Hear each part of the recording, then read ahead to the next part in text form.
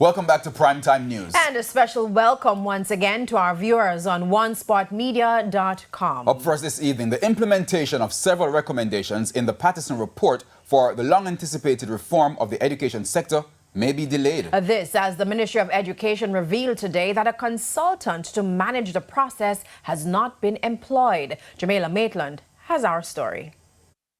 We really should be moving heaven and earth to ensure the recommendations are implemented in a timely manner and also a sustainable manner. Chairman of the Education Transformation Oversight Committee, Dr. Adrian Stokes, was seemingly not too pleased about the pace of execution to implement the recommendations of the Patterson report for the reform of the education sector. The completion or the build-out of a specialized unit within the ministry that will be focused on the transformation effort. So that's an initiative that needs greater urgency.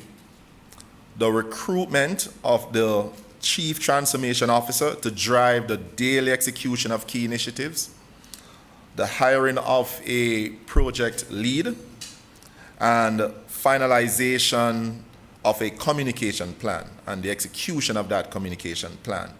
These are all material things that are lagging.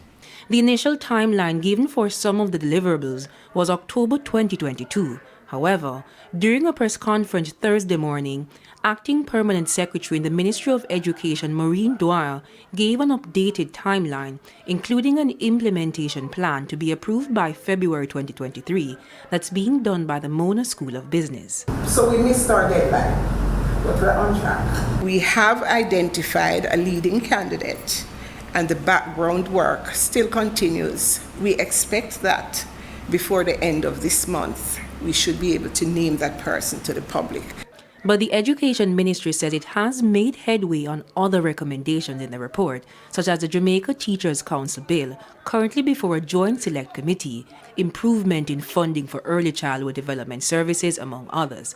However, for issues such as reforming the model for school funding, that requires greater consultation.